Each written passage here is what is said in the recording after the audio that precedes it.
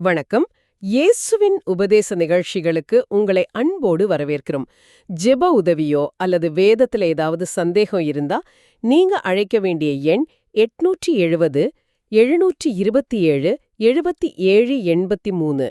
இன்னைக்கு நாம கிறிஸ்துவின் நிழலில் ஆவிக்குரிய வாழ்வுக்கான வழிகாட்டி அப்படிங்கிற ஒரு தொகுப்ப கொஞ்சம் ஆழமா பார்க்க போறோம். இதோட நோக்கம் என்னன்னா, இயேசுவோட ஒரு தனிப்பட்ட உறவை வளர்க்கிறது மூலமா நம்மளோட அன்றாட வாழ்க்கையோட ஒவ்வொரு பகுதியும் எப்படி மாறுதுன்னு புரிஞ்சுக்கிறது தான்.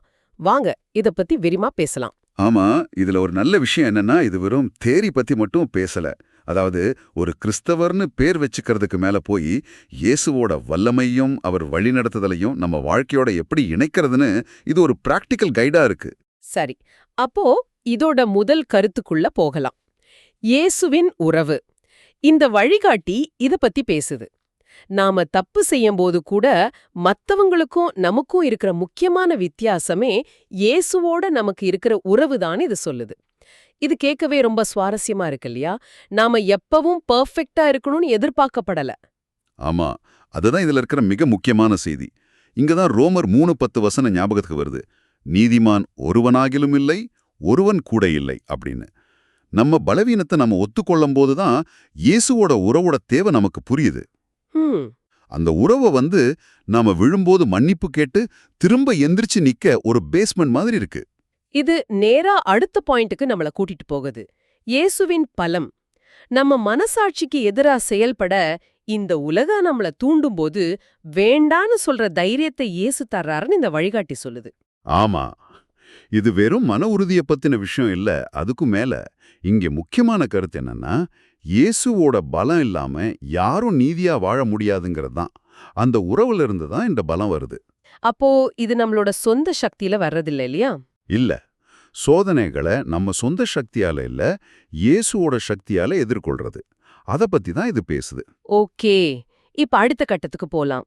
இந்த வழிகாட்டி ஒரு பவர்ஃபுல்லான உருவகத்தை பயன்படுத்துது.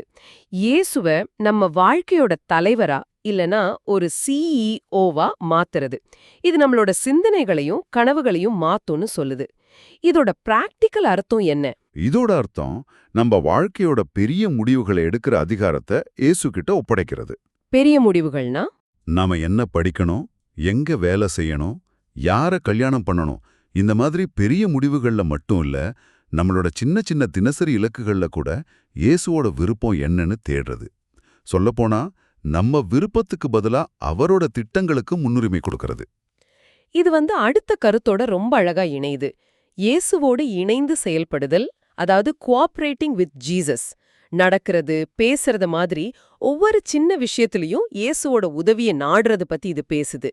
இது தலைமைத்துவத்திலிருந்து எப்படி அழகா? ஒரு சின்ன வித்தியாசம் இருக்கு பாருங்க. தலைமைத்துவங்கிறது திசையை தீர்மானிக்கிறது. டைரக்ஷன். ஆமா, டைரக்ஷன். ஆனா இணைந்து செயல்படுறதுங்கிறது அந்த பயணத்தோட ஒவ்வொரு அடியையும் அவரோட சேர்ந்து எடுத்து வைக்கிறது. இது ஒரு ஆக்டிவ் பார்ட்னர்ஷிப். ஓ, நாம இயேசுவோட இணைந்து செயல்படும் போது தோல்வியே இல்லைன்னா அந்த வழிகாட்டி சொல்றதை கவனிக்கணும். தோல்வி இல்லையா? அது எப்படி சாத்தியம்? அதான் இதோட அர்த்தம், நாம உலக பிரகாரமா ஜெயிக்க போறோம்னு இல்ல, மாறா இயேசுவோட நோக்கத்தை நிறைவேற்றதுல நாம தோற்க மாட்டோம். அதுதான் பாயிண்ட். சரி சரி, இப்பதான் விஷயம் இன்னும் ஆழமாகுது. ஒரு கிறிஸ்தவரோட வாழ்க்கையில வர்ற துன்பங்கள் அவரை அழிக்கிறதுக்கு இல்ல, அவரை ஒரு மேன்மையான ஊழியத்துக்கு தயார்படுத்துறதுக்காகவே வருதுன்னு இந்த வழிகாட்டி சொல்லுது.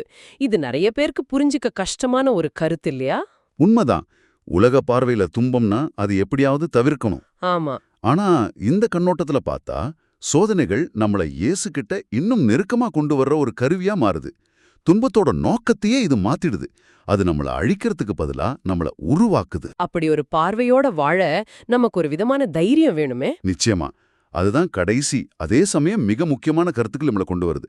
அது இயேசுவின் அதிகாரம்.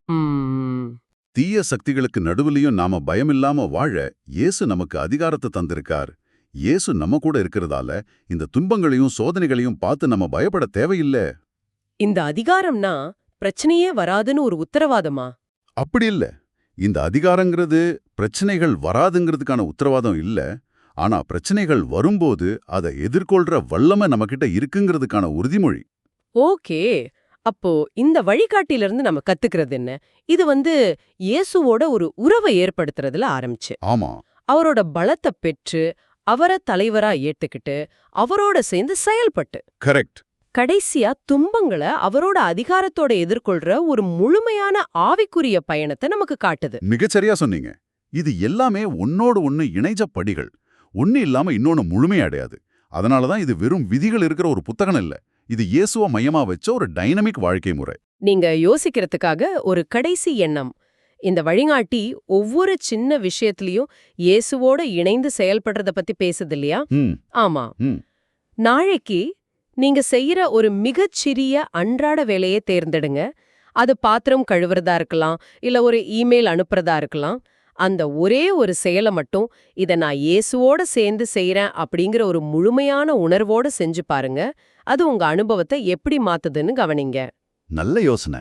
ஜெப உதவியோ அல்லது வேதத்துல ஏதாவது சந்தேகம் இருந்தா நீங்க அழைக்க வேண்டிய எண் 870-727-7783. இந்த எண்ணை நீங்க தவறாம அழைக்கலாம். நன்றி, வணக்கம்.